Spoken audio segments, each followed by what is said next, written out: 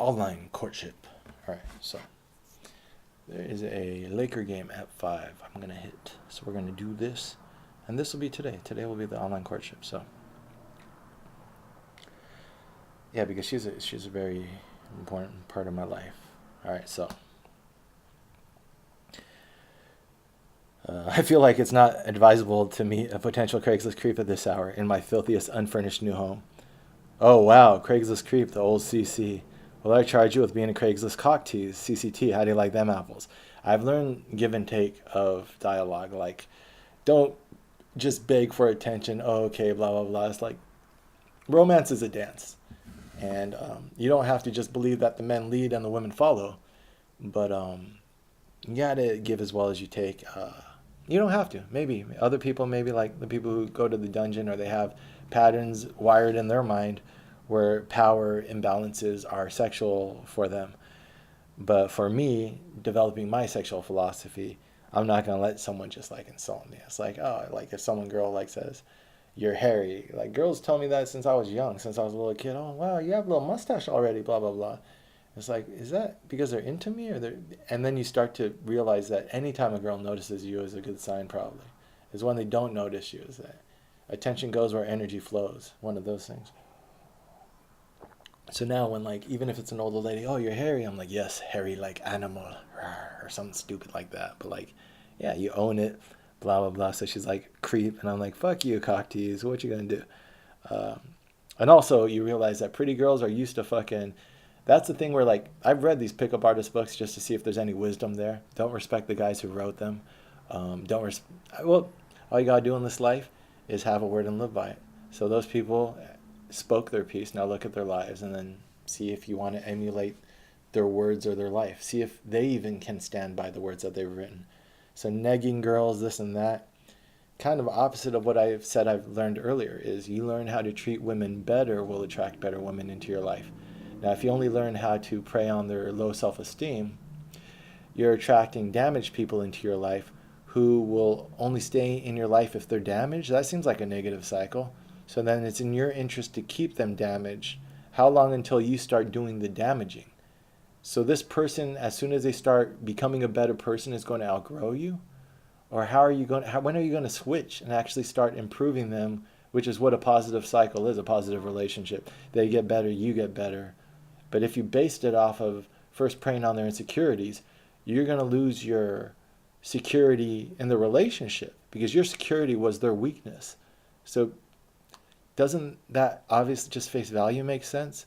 You're creating very negative predatory incentive cycles, which interestingly enough mimic the incentive cycles of our society. So where do people learn this from? Is it not being drawn, at least subconsciously, from the that's something I'm working on right now, the fractal patterns of life. The macro affects the micro and vice versa. Otherwise, how can it not be that? That's how it is everywhere else in nature. So in behavior, I believe sociologically at the large anthropological scale, we mimic patterns that we do individually on the small social scale. So large macro human society has a lot of the same neurosis you'll find individually. And that's another way that if I could find the wisdom, if I could pull out wisdom from my interpersonal interactions in sales and in love, and then apply that at the macro level, maybe we could learn how to heal our society that way. I took some acid while I was doing real estate, not while I was doing, I don't think I've ever done real estate on acid. I tried one day to conduct some business coming down from shrooms, and I just did not want to, a little phone calls, and I was like, I'm not doing this shit today, fucking, but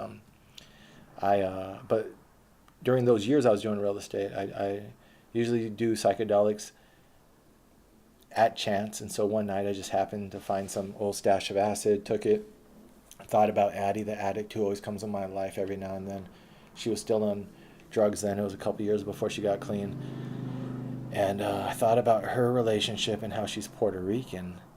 And maybe that was the reason why I went to Puerto Rico, and just cycles of violence and how colonization is very similar to how she grew up, and patterns of violence and patterns of beauty that's preyed upon. And so the weakest among us is preyed upon, and these like this Me Too movement how hard is it to jump from Me Too movement to anti-colonization? These are the same people in power preying on women in their organizations, who are using those organizations to prey upon people who happen to be on the resources that they want to acquire. In order to do those things, they have to have a certain cynicism that obviously they're going to look at women the same way. They look at the whole world as objects.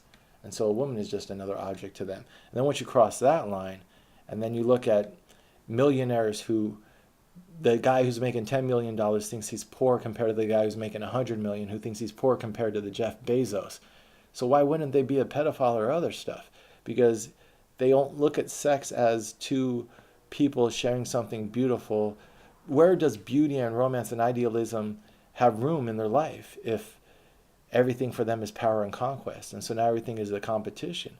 And so you have a young girl, I have an even younger girl, and laws to them don't matter.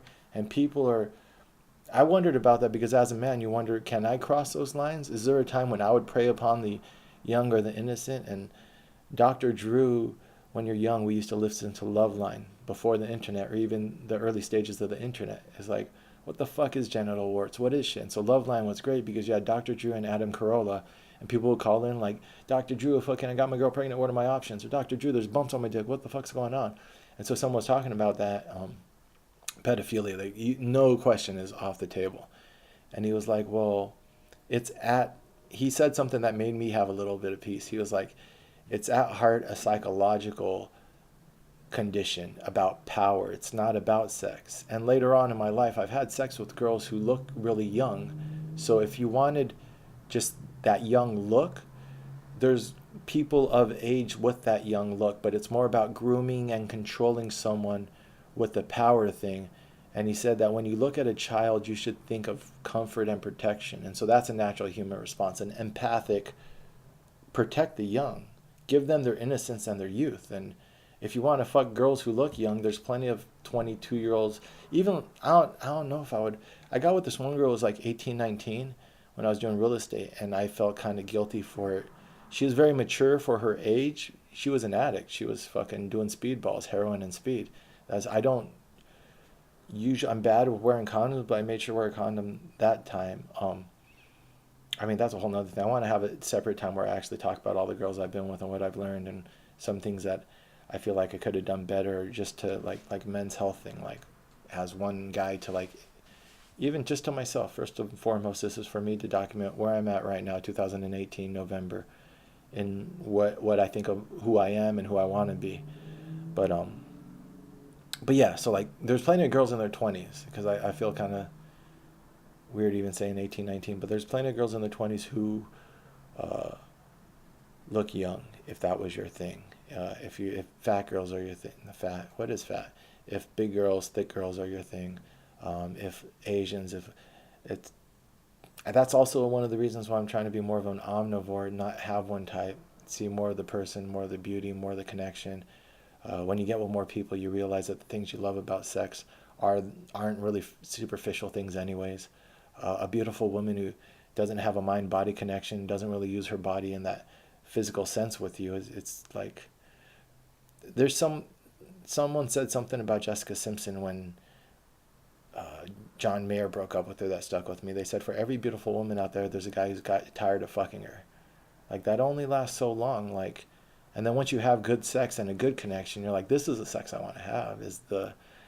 This person is in touch with their body, and then when I'm in touch with my body, and now we're on a journey, we can explore what sex could be, because you can always get better at sex, but you need a willing partner in order to practice. And so if you're having sex, it's like only trying to fuck stereotypically hot girls is like having sex for other people. You're having sex for your Instagram feed, so that way, like having sex for likes, it's fronting. And yeah, but I learned that by having sex with people who are against my type, not on purpose, but just trying to. But I'm at the very beginning of that journey here. She definitely, this is like, she looks fucking hot, and I'm like, all right, so fucking, I'm just like, don't fuck it up. I might be able to stick my dick in hotness. I mean, she has so much more experience than me, so it's like I could learn so much, which I did. And then when she gives me compliments, I'm like, oh shit. She's like, oh no, you like this and that, and I'm like, oh, my mind's being blown. Like, I'm the lover I am because of women like this, like before her, and that's what you, as a guy, I guess guys do this to girls too, maybe. But the more experienced partner bumps up your experience. So like before her, I was like entry level, like I can't have sex with a girl until she sticks my dick in her vagina, and then afterwards, I'm like, okay, I have a pretty good resume patter here. Like it was a pretty good internship. I'm like, all right, I think I could put my application in places that I wasn't so confident putting my application in before. I was with a dominatrix girl, but she we both opened up each other's horizons. I think I she opened up my heart more than anything. But then also that it's like that girl who had the baby, seeing what she'd been through as a pretty girl in New York growing up, and then also some other stuff. That's what opens up your heart. It's like I don't. So anyways, let's finish this. 10 minutes and then I have to fucking see if LeBron James is gonna do the damn thing tonight. He's playing Cleveland tonight, and he went off against Miami, so this should be a good game.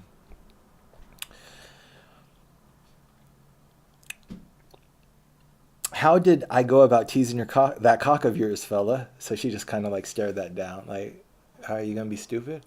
And I'm like, just joking, pushing a little. I'm just like, and I'm learning to like toe the line, cross it a little bit, but that's the playfulness. Is like that negging where like you're just playing on someone's insecurities. They're just like, to get a pretty girl, you gotta fucking insult them. That's so simplistic. It's like you're not gonna get a deep woman by having simple game. And I tell dudes this all the time now because I think I've gotten some decent girls in my life, but this is it's like a fly fisherman. It's like it's bait, it's technique, it's knowing your spots, it's time in the saddle. So thinking that you're gonna come in with some fucking like catch-all stupid game, all you gotta do is make fun of him, do this and that. So there is no one little thing. A lot of it's technique, and you play and you find your boundaries and you find out who you're talking to.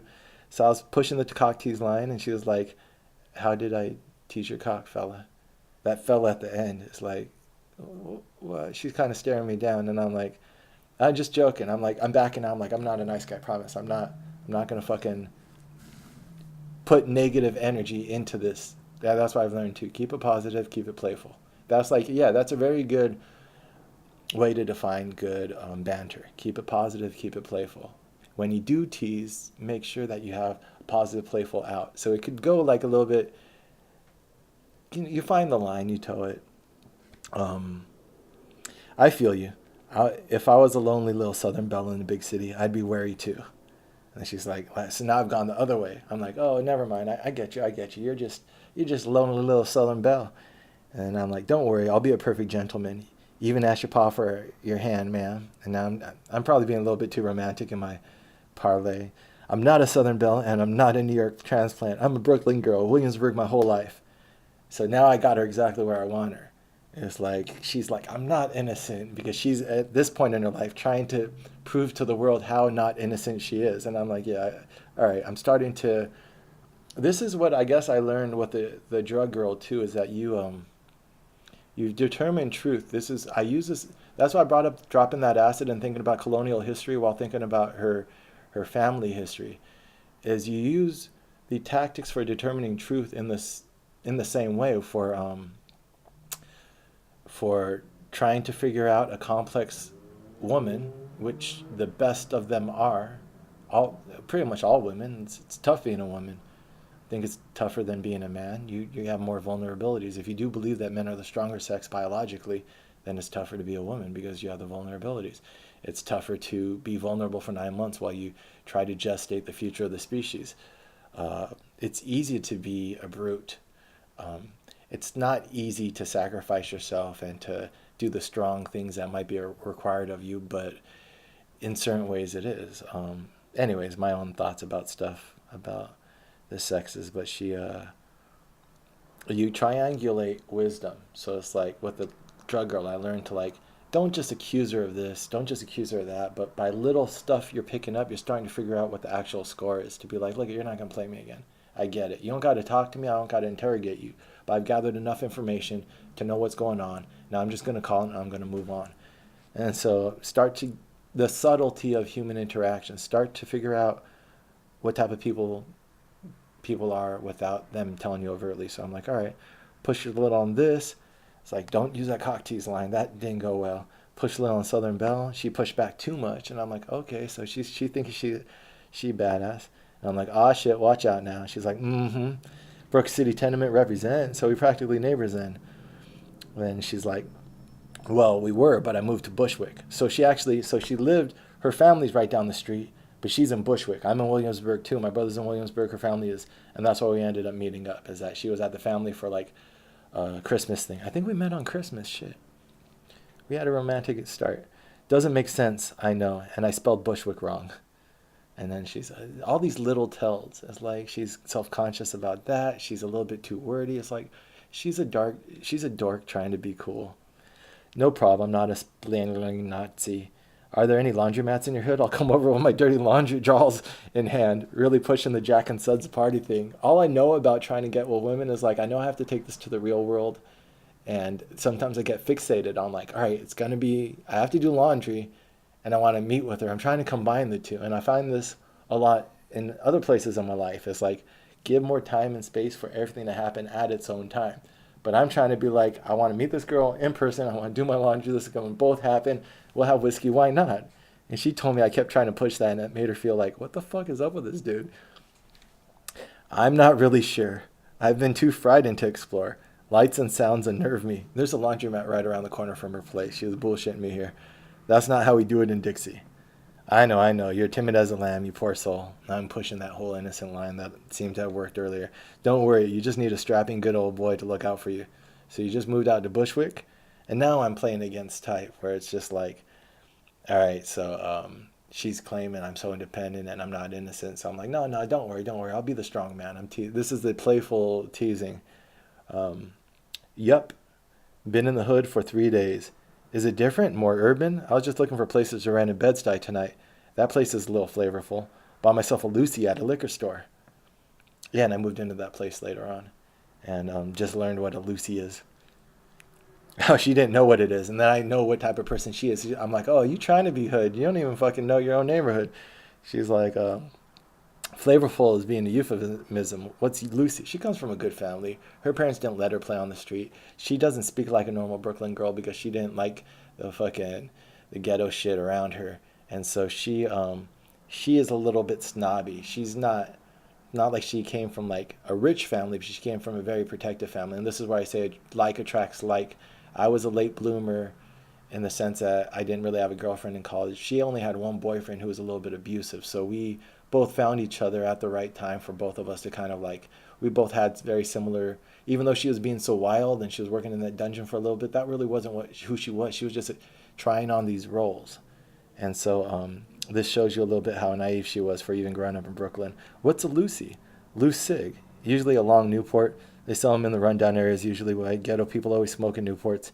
And you call yourself a Brook City native. Meh. I am a native, but I pride myself on not being trash. Thank you. You see how judgmental she is?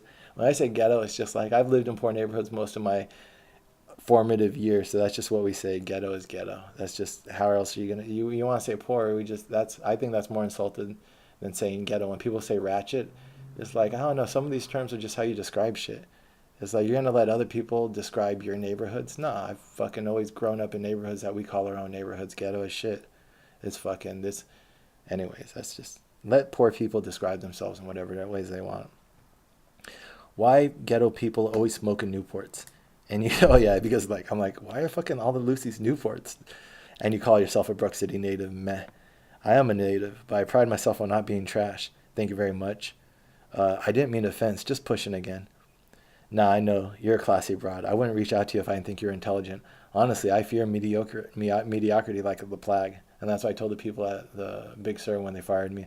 I was like, a bunch of fucking, I'm either genius or an idiot, but you guys got mediocrity covered here. Just a bunch of dialing it in government jobs. And so I'm noticing she's interesting. She's got my interest because it's not just prettiness. Like I was well laid. I had the Jewish girl that I just started hooking up with, and we had a strong physical connection, and I was trying to like explore the female body more. And so that's why I find out that too, like when you're well fed, you don't want to go shopping for groceries on an empty stomach. So I'm able to back off. Sometimes when I hit a tripwire or act a little stupid, I de-escalate or I back off. And that's why I didn't try to have sex with her right away when we first met up because I had something. So that really helps sometimes. I don't, I don't know, maybe I'm too judgmental when I criticize her relationship and what her and her boyfriend are doing now. We talk, and that's what friends do. They talk, and every time I talk to my friends, I come away with new perspectives, and hopefully they do too. So, but it does help you to get attention from other people. It helps balance everything out. Sometimes it's not good to put all your attention in one basket. I didn't get offended, it's rather hard to do that. Nothing annoys me more than someone that's easily offended. I just want to tell to shut the fuck up and stop seeking attention. And I hate thin-skinned people too. Life's too short to not go all in. Fuck what people think or say. But yeah, laundry awaits. Haha, go be a slave to your clothes. And seriously, you're too cute and interesting to be single for the holidays. Can I take you out sometime? The clothes. You can't get the business without the clothes. If you have a good conversation with someone in real life, I would like to continue this conversation. Can I get your number? That's all. And put the phone in their hand. That's pretty much the easiest way to get someone's number. I don't have a cell phone now, so how the fuck? I don't care too much about phone numbers. That's really weird. I've tried to pick up a couple people not having cell phones, and then I'm like, can I give you my email address? And I'll figure that out. But when you have a cell phone, you're just like, if you have a good conversation at the very end of it, I'd like to continue this conversation. Sometimes, can I get your number? Hand them your phone, already open to the number pad. And then there's so many other ways to do it, but that's like off the top of my head an easy way to do it. So I'm like, can I take you out sometime? And also this shows me that by then I've learned clear communication is key. So not that like, all right, maybe I kind of like you, something. It's like, no, we've had a little banter. I have things objectively I like about her other than her being cute. She showed me some personality. Hopefully I've shown her some. Can I take you out sometime? Promise it won't be a laundromat. Perhaps. That's enough for me. I'm in. The door's, it's open. A crack, but it's open. By then, I'm done. Now I just got to figure out how to wiggle that door open. I have to warn you, I can be very elusive at times, and I frequently disappear. She's trying to show you this. The door's open an inch, okay? She already thinks I'm a creep. It's not maliciously ignoring anyone. It's just my nature, and this is the disclaimer. Not asking for your hand in marriage, Ellie Mae. Just a dinner and some good conversation. I don't know, drop me. I've learned to back the fuck off by blowing up. I've had a lot of other internet things that I tried before I got the Jewish girl were like too much. So I've learned to be like, this is going well. Don't fuck it up. I'm done. I got the nibble on the bite. We're not going to reel it in right now. We got the nibble. I know the fish is there. I know where it's at. And I got plenty more bait, plenty more time. I got this other girl. I'm eating right now. So I'm like, I back off. And that's something I'm learning how to do is like, instead of, like, if I feel like the other person has the wrong assumptions, then I just like exaggerate that just to try to show perspective. That's what I learned. The most important thing I learned from the drug girl is to reframe the context, not maliciously to manipulate, but to reclaim my dignity. Towards the end of our interactions, I would start to tell her, look, you're not taking advantage of me anymore. Or not anymore, because that's a little bit like regretting the past. But I'm just like, look, this is how it is. I'm going to help you if I can. But if I can, I can't. But it's not, don't get it twisted that like you're fucking playing me or this or that. Like, I want you to get better. That's simple as that. And I'm moving on with my life. But so like reframing. So it's like when she's like, I'm not sure, blah, blah, blah. It's like, yo, just a dinner. Don't get, and girls sometimes it takes the pressure off. It's like, because it's a lot of pressure, that whole like, you're the one and too much expectations. No one wants a lot of expectations. And you when you try hard, you die hard, right? So, I'm just like, just a dinner. Just like, so sometimes when people are like, try to accuse me of hitting on them, and when we're talking, I'm like, yo, we're just talking. Like, we're not even trying to get there yet. I don't even know you like that. So when you back off and de-escalate and you act like the girl is escalating, sometimes it's an interesting perspective on the conversation. Then you notice that your mind's going there. My mind's not going there. I'm just chilling. Or message in between breaking hearts on Craigslist. You electronic. And then, I said in between breaking hearts on Craigslist. She's like, ass. It's like, I'm pushing that too much. She let me know. You electronic player, you. But yeah, I'm out. Good luck with the new place. Not cutting your wrist, cowgirl. Pleasure meeting you. Yeah, definitely fun talking to you. So it's like a little bit too much on my end there. But she's talking to other people probably. I mean, remember, she has options. She's a beautiful woman in New York. Likewise, laundry calls. And that's also what I've learned is stay on your grind. I have shit to do. I actually have laundry to do. I have the job. I have a cute girl at the job. I have a girl I'm hooking up with now online. So like this is interesting and this is inspiring and I'm like I like this girl. She's fucking I don't know about the dominatrix the other stuff right now. I don't know about her I wanted to mention that one story. She went with that girl to another bar, had one of their nights on the town, ended up meeting up with some French dudes. They go back to their place. They could see the Williamsburg Bridge. These guys are from France. New York gets a lot of French for some reason, especially Brooklyn. They must be pushing it in the tourism.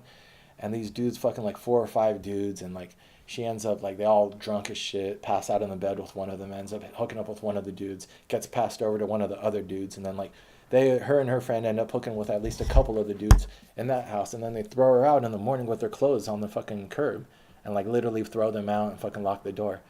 Once you do that a couple times as a girl, you start to realize I think it's not cool to play that role. Maybe you can and you can win, but that is like, what did you earn there? You lost a little bit of self-respect. Like those dudes were douchebags, but like you went into it willingly. This is where your mama would tell you like, don't put yourself in that position. And she, I don't think she's done much stuff like that since. She's very smart in how she interacts with men, and she's very good at controlling her energy. But that's what it is. It's like there is like a predatory force. There's girls out there trying to get the dudes, and for the rich guys trying to get knocked up so they can get that, every time I say it I'm going to remember now. But there's girls trying to trap the guys, but then there's guys just trying to fucking hit it and run too. And I just remember that story just said like, if I was a girl, it's like I'd be kind of pissed. I'd be like, what the fuck? Like, I don't know, maybe sometimes you want that wild story. Some girls are like, they want to live life and get a couple crazy adventures. But I can't help people like me, and that's why I try to tell my young friend who's 22, I've been hooked up with her. We ran around her apartment naked, being stupid, but I'm at a level now, I get laid enough that doesn't mean I'm going to have sex with someone. It just means we're being stupid little Indians.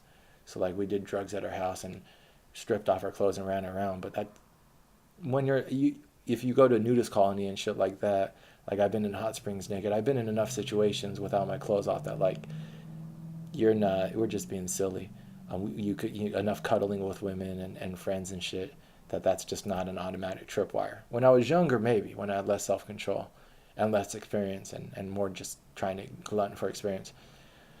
But so we've had instances where the recent young addict in my life, which I think I care a lot about addiction, and that metaphor is tied really strongly to my political beliefs. It's human behavior, human vulnerability, and how humans fall into addiction, then how humans are preyed upon and cannibalize each other, and maybe are incentivized to push each other towards addiction too, out of predatory instincts. But she has a lot of those stories recently. Waking up, her underwear's on backwards, waking up, fucking in a cab. A lot of waking up stories. Waking up in a cab, the cab driver's in the back seat with her, groping her. Fucking, she came over to my place once and didn't remember it. That's when I never fucked with Xanax. I didn't realize it's such a fucking bad drug that you actually like, she didn't even remember coming over, didn't remember going back home. It's like, well, I'm really glad we didn't have sex that night. Sometimes she's like, just put a note in my pocket and send me home. It's like, no, that's scary. Like, that's why I told her, I was like, these stories when you're young are like funny, but when you get older, they become tragic. Like, just trying to give her that. I think that's why I'm in her life, that older mentor. Maybe I'm not the best mentor doing drugs with my mentees, but all these people need our love. And I talk to them and I try to show them that I love them unconditionally. And that's why it doesn't feel right to have sex with them. It's not a hard line in the sand. If the moment feels right, I would. But when the person is that fucked up, even if they're not that fucked up in the moment, when their perspective is like these patterns of behavior, it's like, so I was getting a little bit of that from her, but she, yeah, that's why it took us a couple months too. I never pushed the issue because once I learned about the dominatrix and the other stuff, it's like, where's this girl's head at? And people will bring that up because they don't want to be like the rapist, or they don't want to be the aggressor and look bad. It's not about that. I don't give a fuck what people think of me as, and I know myself. I'm not going to cross a legal line of rape or anything like that. But it's more about just be good to people. It's a very simple way to live life. Be good to people, and and but that sexual repression, it takes a little bit of like eating to be able to do that, because sometimes when you're starving and you're so horny, you fucking, I can imagine you, the more relationships I get and the more experience I get, the more self-control I seem to have, and the more, uh, but then that's like, well, then how am I going to excuse other young men coming up who are gaining that experience through bad ways? So I don't, it's like a catch 22, like that's not an excuse. So that's why it's a dialogue. You talk to other people. That's why I like talking to young men. I like to, when I have friends or when I run across people, and just talk to them, and I try to call out bullshit when I see it. Like that young dude who was like, "Ah, Shaz, you've been with over 100 girls, right? I've been with over 100." I'm like, "You been with over 100 girls, dude? Fucking, I've only had a couple decent relationships in my life, like maybe three or four. Fucking one of them, she couldn't even come until after a year we've been fucking. So like, it takes you a minute to learn someone's body. Sometimes it takes them a minute to even be comfortable with you. She had to take mushrooms with me and start talking about her childhood before she even fucking was comfortable enough, I think, physically. Some girls, maybe they don't even tell you that they're not coming because they just don't want to fucking deal with it. They don't think you're the person to process that with them. So I was like, over 100 girls? That's a lot of bad sex, isn't it? And he was like, yeah. And he didn't even try to front. He was like, yeah. It's like, just a lot of fucking, oh, I did it. I could tell my bros about it. Whatever. Anyways, hey, Insomniac. You're still not up, are you? Anyways, just crashing. Night. Try to hit up with her up again. How's it going? Any plans for the holidays? Can I take you out this coming week? How about ice skating? I've never been. Or we can go on reading over at the KGB bar. I hear that talented writers stop by that place. Anyways, open invitation. I'm not a creep, I promise. Just new to the city, looking for intelligent, interesting people. You wouldn't be on CL if you weren't lonely. Give me a chance. Might be a start of something, even if just a good friendship. Probably a little bit too much. I'm like, salesmanship, 1, 2, 3, plus fucking this reason. And then I'm like, might be the start of something. Yeah, anyways, I think there's a more tactful, smoother, less whatever way to put it, but I did it. Hey, you creeper. How you handling this? Oh, so she didn't respond to me, but I've learned to not push the issue too much. So just because she didn't respond to me, I did not freak out and fucking um, send more emails. I've learned to only one email, somewhat short email. She doesn't respond, wait, you're still in the game. So luckily, I didn't freak out. I was freaking out internally, but I did not project that freak out to her. So the next day she responds to me. And also, when you see enough of their other side to realize how much they're dealing with, fucking, that's why, like, even on Tinder, it's like there's a couple ones right now where it's like they might respond in a couple days. And if not, whatever. Not meant to be is not meant to be. It's okay. Don't put too much expectation on this shit. So she says the next day, fucking Christmas Eve. Hey, you creeper, how are you handling the overwhelming holiday joy of the big city? I'm spending Christmas with a fam, and I'm not really looking forward to it. They're all just a bunch of annoyances. But at least there'll be food. I've been surviving off of Kool-Aid, special K bars, and shitty books. I got a new pack of cigarettes yesterday, so life is better now. As far as the open invitation goes, I'm game. I was a little hesitant because I told you what I was about, and you dismissed it as being a heartbreaker. I always like to let people know what they should expect, so I don't seem like a scumbag. Well, anywho, we'll talk later and maybe make plans to not meet up and not like each other.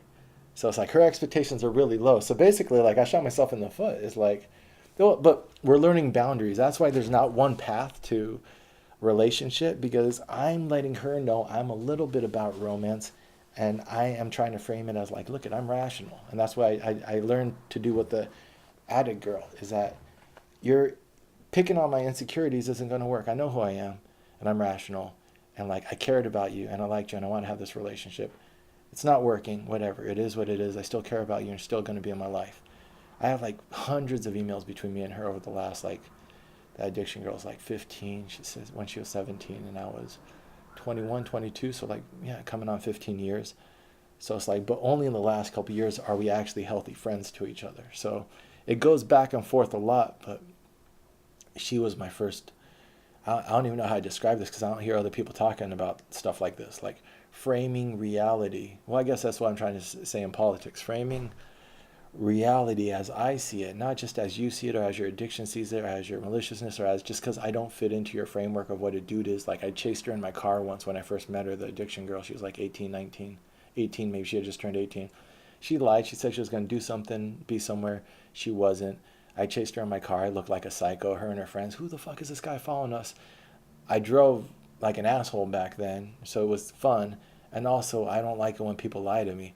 But she thought it was like, oh, I'm gonna kill you, stalker, blah blah blah. It's like I don't. Even back then, it's like I've been always chill enough to back off. I'm not gonna. But then you make people feel uncomfortable. So it's like, all right, that was bad. But like that was more of a stubborn thing. But even now we'll talk about it. She was like, you freaked me and my friends out. I'm like, you fucking lied to me. I was just proving that you fucking lied to me. She was like, yeah, but you like were chasing us around town. It was like, some people are stubborn, but then that back to that thing, you have no excuse to make someone feel uncomfortable. So doing shit like that could get you killed, get other people killed. There's this guy who chased this girl recently in an Uber, his girlfriend, probably that same type of ego shit. That's why I say that ego is my biggest fault. So he was trying to like fucking harass his girlfriend or some shit like that, and the Uber guy just shot him. He's like, he was being a dick, drove him off the road, came out the car, and the Uber guy was a cop in training. It was just like, fucking, I'm not letting this guy walk up to my window. The guy acted like he had a gun. He just shot him. So, but that's why I tell Addie that all of those formative lessons through interacting with her, even though we didn't have a relationship, showed me how to fucking chill the fuck out. That good things don't happen from increasing anxiety and tension, which is something we could learn in the political realm too, right? So she's basically saying like, you're not respecting my boundaries. I'm saying that like, I want things on a not a high stakes, and you're kind of calling me heartbreaker. But that's I'm finding my angle to get in. Hey scumbag, and see how I do. Or she says, hey a creeper, and then I say, hey a scumbag. What the fuck? This is. I need to finish this up. I only have 25 more minutes, so less digressions. Fucking A. All right, let me. She said, how's it going? I said, how's it going? She said, hey, a creeper. And then I said, hey, a scumbag. So maybe I'm trying too hard. I'm trying not to let women push me around a little bit. Like this addicted girl has made me feel like, all right, just like claim my own little bit of a territory. Might be overdoing it. So like she calls me a creeper. I call her a scumbag. Overwhelming holiday joy of the city is probably easier for me because it's just me and my bro in the city. We don't have much fam to deal with. They're all in Cali. My bro's gay and in between relationships. I'm new to the city, so we're keeping it mellow, warming some rum, cooking up some chicken for Christmas Eve. Shitty books. Any recommendations? Bringing it back to art. Bring it back to an interest that you care about, right? Good that you got the cigs. Life is better with a pack of 20 friends to keep you company. I didn't mean to be dismissive, just teasing. I obviously don't know you well enough to make any judgments. I'm trying to reframe back to the rational. Not what I want, not what she wants. Just objectively, this is probably what it is. Just be yourself. If we click, we click. Take the pressure off. Honestly, the bar's set pretty low. Good conversation and new experiences is all I'm expecting. Maybe something involving discovering the city a bit. If you drop off the radar because of personal issues, don't worry about it. Do what you gotta do. But having the Jewish girl on the side helps me be this calm. Just hoping for an afternoon to get to know each other, make human connection in the city of 8 million. What's a good day for you? I'm off at work until the 5th. Whenever is cool with me. What I know so far, your cute, interesting, great beginning have started with less. Good luck with the fam. Hope you survive the holidays. So I would stand by those words now. I've done as much as I could to be like, look, objectively, it's chill. If it works out, works out. There's something here. You want to pursue it or not. Chicken and rum sounds delicious, but not nearly as good as mom's turkey and stuffing. As much of a kvetching, feeble-minded annoyance she is, she still knows how to make. She told me recently when I showed her this, she was like, "Oh, I call my mom a feeble-minded annoyance." You feel bad for like being a dick when you're young to your parents. She still knows how to make some pretty tasty food.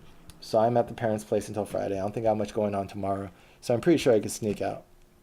You live off of Glorimer off Grand, don't you? Their place is rather close, so perhaps we can meet up tomorrow. She's literally 10-minute walk away from me. Anywho, give me a call, blah, blah, blah. And us lonely fucks can give into our need for human interaction.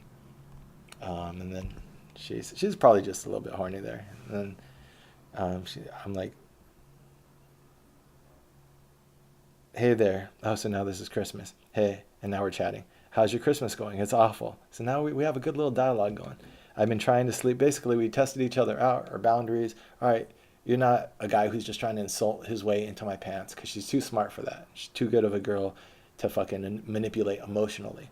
And then I'm like, no, that's not me. I bringing it back to books, bringing it back. I actually care about things, and there might be a spark here. But other than that, I'm not desperate and I'm not malicious. Is what I'm trying to show. It's awful. I've been trying to sleep this whole visiting experience. I woke up at 4 and got a nice 45 minutes of daylight. I'm getting through it.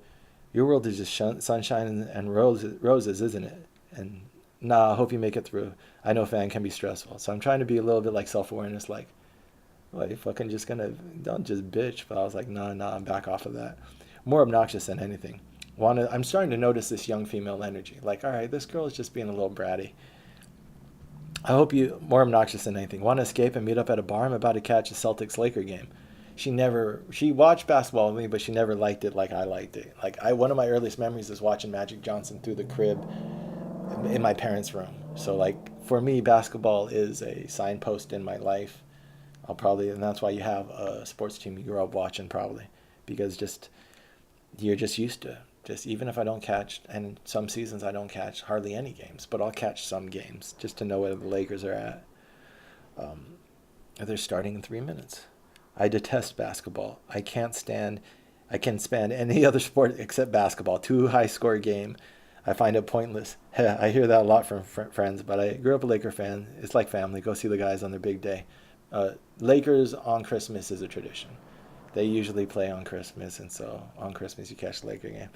Can I call you later when I get back? It's like catching a football game on Thanksgiving. 7-ish. Yeah, definitely. Cool. Looking forward to it. Peace out. That was actually a deal breaker in my mind. I was like, this bitch is fucking annoying, cranky, making fun of her parents, doesn't like basketball, whatever. She's cute, which is good. You don't want to like someone too much at the beginning sometimes. If there's a spark, follow the spark, but it's good to have things that like are a little bit annoying, like don't like basketball. All right, that's a fucking weak ass excuse. High scoring game. Peace. Did you ever tell me your name? Don't remember. My name is David McNerney. Pleasure to meet you. Never told me. Nice to meet you, David McNerney. That's important because later on she starts calling me Shaz, which is my first. Like I would write as Shaz and try to present, but I never even really considered actually changing my name. I knew I was going to, but like not at this time in my life. But later on she tells me, you don't look like a David McNerney. You're a Shaz. Like that's that fuck you love. When a good woman believes in you, then the fucking wars have been started, with that type of energy. Like that fucking, the confidence a good woman gives you is world-changing confidence. So, and what I've learned in life is just because those relationships don't work out, I still have that confidence. When you give someone your heart, you don't get it back. You still have your heart to give to other people, but that piece that you gave to that person, that's why we're best friends. She is a part of who I am now, and I'm a part of who she is now. She said as much when I was on my little spirit walk because she was really worried about me.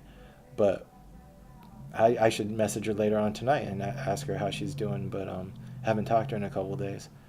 But her love and confidence in me raised me to the stature that like I could face anything in the world. That's what a good woman does for you, and that's why you approach them in a certain way, where like you try to learn how to treat women right and what makes them happy and create the space for them and nurture them and cultivate them. And a pedestal is as confining as any cage, is what Gloria Steinem says. So worship to the point of adoration, to the point of confinement, is going to stifle anyone's growth.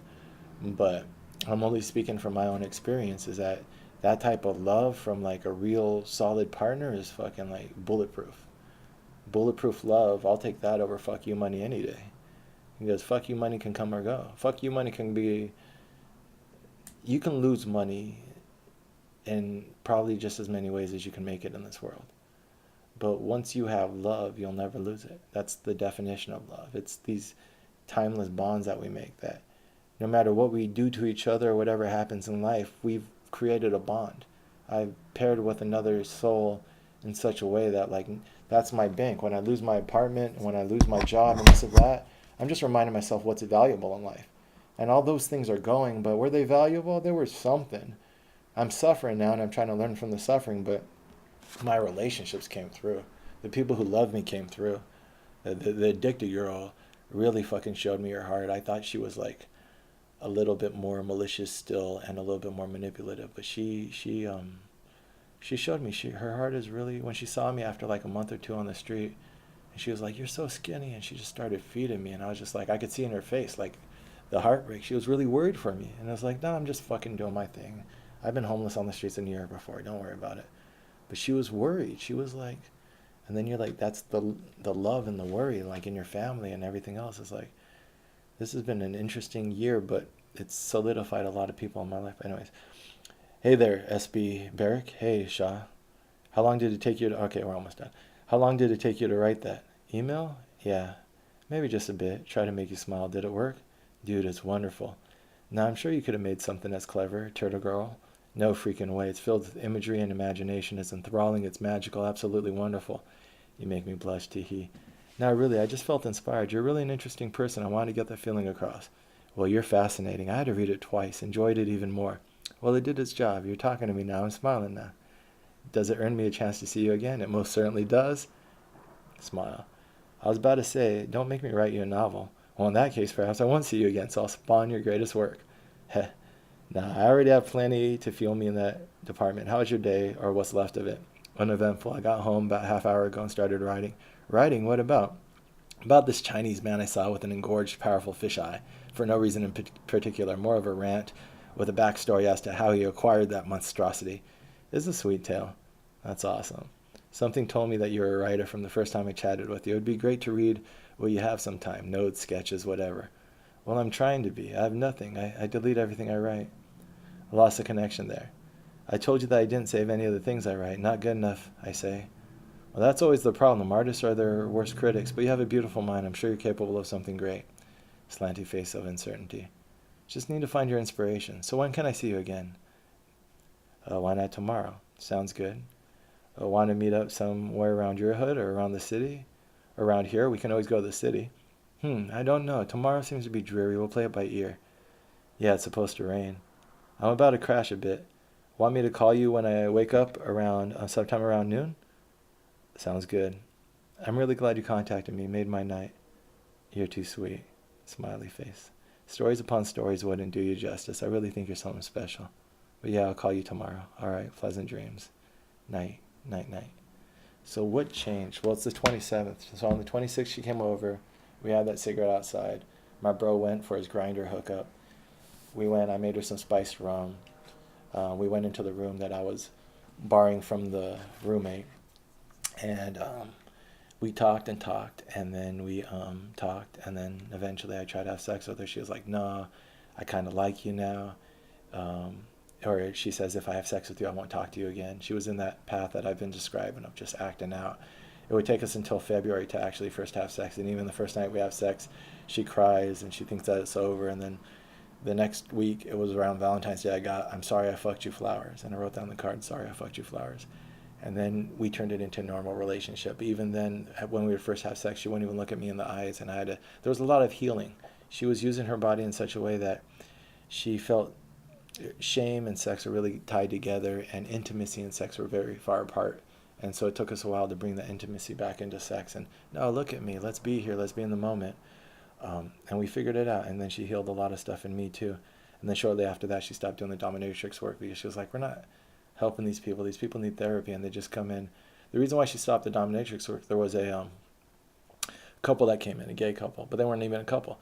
Two guys come in and they say, I want you to make me fuck him in the ass, and the whole time call us filthy faggots. And she was high as fuck. We were starting to smoke a lot of weed. I believe in weed. It's opening up your mind, get rid of blind spots. So she was high as fuck, and she's like, and she went to the mistress of the dungeon. She was like, give me my money, I'm out of here. The mistress is like, we get paid on Thursdays. And she's like, I'm not coming back to the shithole. Give me my money, I'm getting the fuck out of here. And so she burned that job down, couldn't go back. But she was like, we talked about it afterwards. And I never told her. I learned from the addiction girl, no judgments. It's her job. I was doing a sales job by then, calling people to sell timeshare vacation packages in Canada. Canadians always pick up the phone. That's a whole nother story for another day. But I would make at best $100-200 in a day of fucking 8 hours of calling, trying to get these people hustling. And she would make like $200-300 in a couple hours worth of work. But she was like, we're not helping these people. We're just taking advantage of their problems. And she's like, these people should just be in a relationship. And who's to judge them? That's their kink, whatever. But she didn't feel like it was for her. And I had a feeling that she wasn't going to stay in that job. But if I had judged her, I would have pushed her deeper into the job. And so I started to learn how to just love people unconditionally and that's the needle exchange program idea about addiction. Is there's so many different inputs into addiction and into these different paths that people are on. You love them and offer them ropes and ways out, and then when they're ready, they'll climb out. But the human nature is such that that's why I talk about terrorism, like cycles of violence, pressure, attack. This type of stuff is just pushes people further into these cycles. So, anyways, I want to read this stuff, so because there's only 10 more minutes, I want to finish the emails. Hey, how you doing? Well, how are you? I think I have a little head cold. Sorry to hear that. I think I might survive though. Ha. Yeah, you're too good for a head cold to keep you down. So are you going to the city for a bit? Sure. What do you have in mind? Nothing big. Sophia comes home tomorrow. Haven't gotten Christmas present. I was thinking about going to the Strand on Union, get her into her book. Sounds awesome. I love the Strand. About what time you thinking? Around 5:30. I'll meet you at Lorimer. Perfect. Just give me a call first on my bro's phone. Sure thing. By the way, I got you a little Xmas present. What? Nothing much. But yeah, see you. Just got home. Train suck at this hour. Flowers look lovely in the mason jar. I got her some flowers. So this was what I emailed her. She hung out with me. We didn't have sex because I wasn't too thirsty having the Jewish girl on the side, which I later cut. And so we just laid and talked. And then only after a couple months, but I was able to slow play it and actually just get to know her. And the best relationships come out of friendships. I've had good relationships come out faster sex.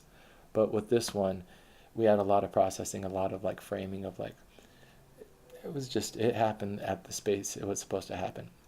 When she left me that day, she walked down the street and she didn't turn around. I said goodbye. She left the apartment the next day. She stayed the night. We didn't have sex. And she walked down, she didn't turn around. And I knew I had lost her and I knew that she wasn't going to be my girl. I didn't make as much of an impression on her. And I was going to write her an email, but I wasn't going to write her a negative email like I would write this addicted girl and a lot of this negative projection. So I had all these notes and I was doing my laundry and I was fucking, I struck on this. This is how I described our night together. She turned around and walked away quickly, without underwear or high expectations, with her Pall Malls and gray tights, with her back turned to the guy, what is known as a woman's position. The guy, what happened to the guy? He turned around to find his apartment and lost himself in the hallway, the whisper of steam heaters fade to running streams. So this is Craig's Lake, eh? He frog jumps into drowning rocks that jut out of the current, melted snow of Brook City running between his toes, slipping. Might as well dive, but wait.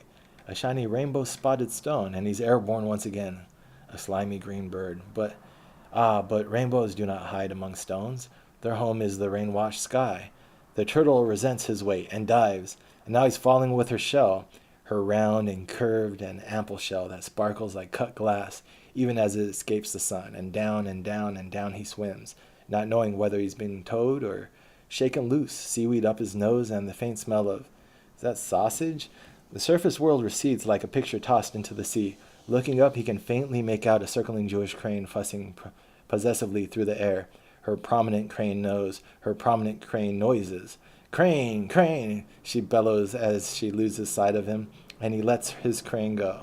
After all, he's found a kaleidoscope turtle, and down she swims, not knowing if she's towing him or shaking him loose.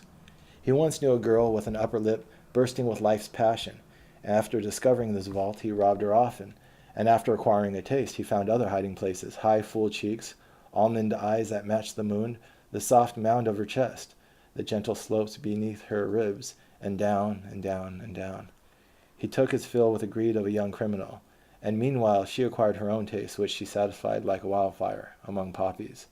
But memories pale in comparison to this exquisite shell, markings of sophistication, colors evoking sunrise to sunset, and the richness of life in between, a prism revealing new flashes at each angle. It was not his intention to follow her down. It was not his shell to envy.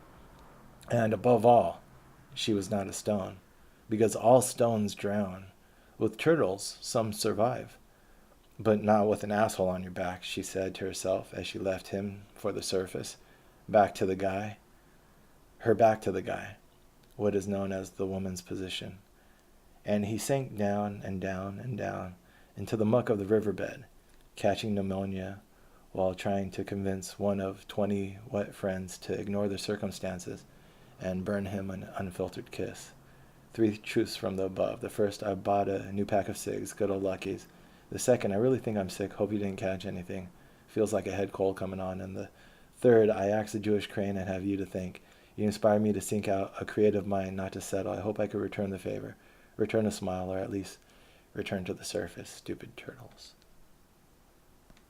And then this I wrote later on, after we had already established a little bit of something, but I was still inspired by her. And so this is still in that feeling of love at the time.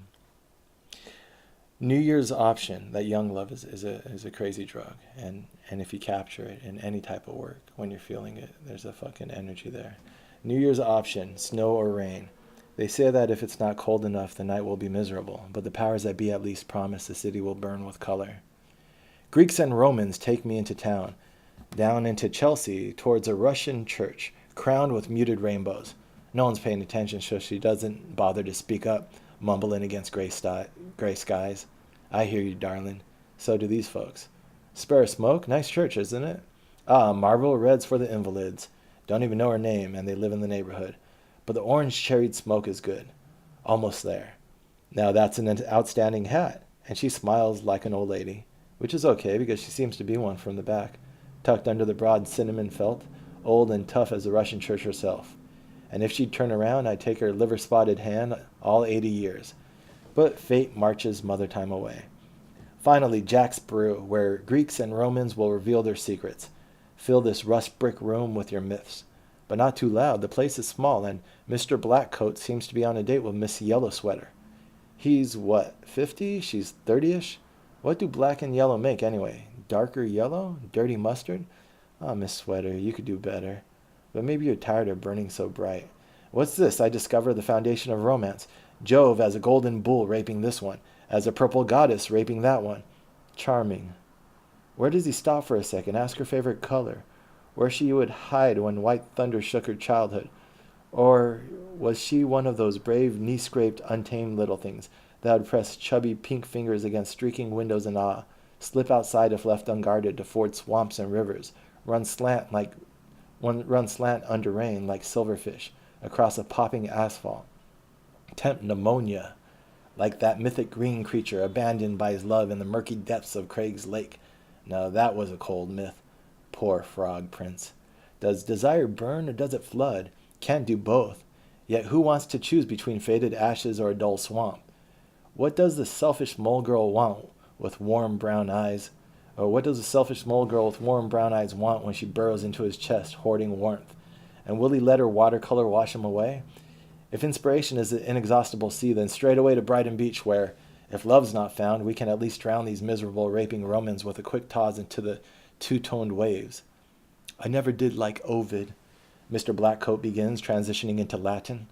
God help Miss Sweater if this is pillow talk.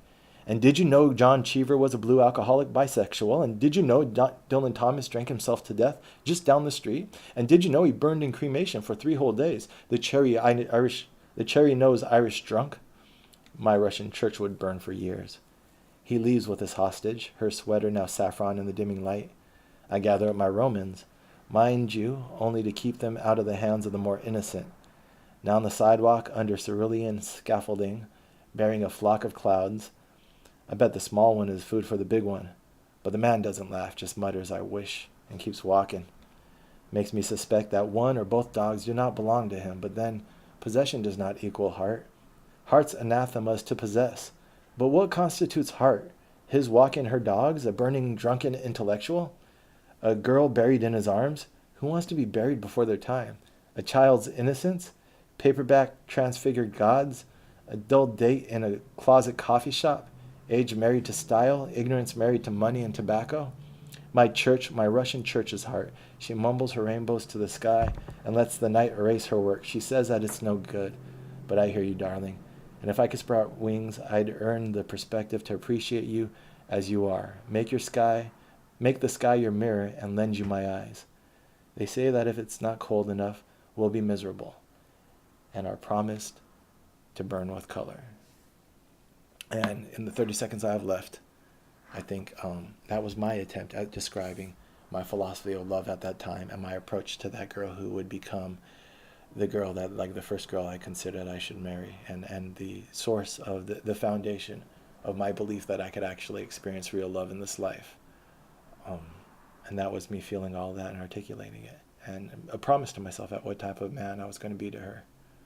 And I think I've lived up to that. I've tried to, even if just in friendship form now.